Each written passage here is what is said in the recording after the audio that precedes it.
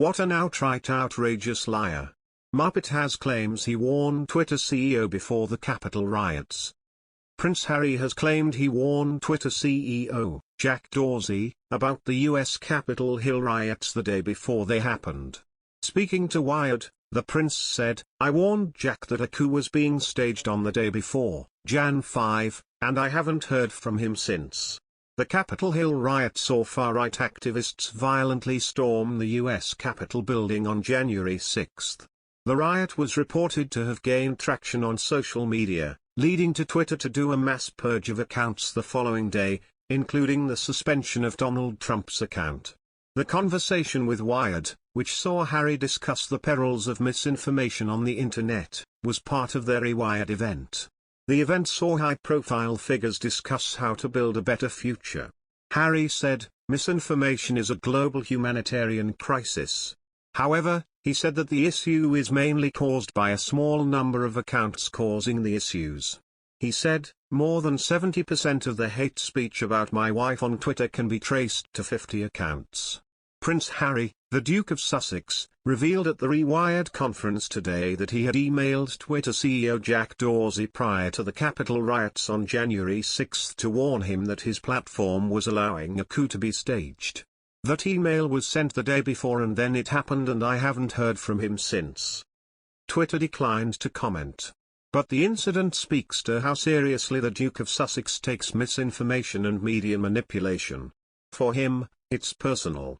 "I learned from a very early age that the incentives of publishing are not necessarily aligned with the incentives of truth," he said, "especially because the UK press is prone to conflating profit with purpose. They successfully turned fact-based news into opinion-based gossip with devastating consequences," he added. "I know this story all too well. I lost my mother to this self-manufactured rabidness, and obviously I'm determined not to lose the mother of my children to the same thing." Harry spoke as part of a panel on misinformation, moderated by Wired editor-at-large Stephen Levy and also featuring Renee DiResta, the technical research manager at Stanford Internet Observatory, and Rashad Robinson, a co-chair of the Aspen Commission on Information Disorder and president of Color of Change. How did the Internet's early ideals of truth and democracy become so warped? And how do we straighten the whole thing out? "Misinformation has always existed," says DiResta. "What's different now is the way in which it spreads, the speed at which it spreads, and the way in which each individual person participates in moving information from their community into other communities. This individualized spread of information has led to the creation of what DiResta calls bespoke realities, places where people tend to congregate with those who are very like-minded. Such insular communities are especially vulnerable to ampliganda, a term DiResta coined to capture how social media has turned users into not only content creators, but content disseminators. In practice, this often results in amplifying the content that outrages us because that's the content being pushed in our feed."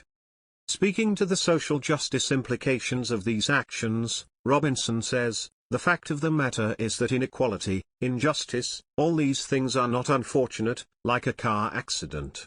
It is part of design." According to Robinson, these platforms profiteering off of hate and fear helped drive the false narratives around the Black Lives Matter protests of 2020 and the advancement of voter suppression techniques in the lead up to last year's election.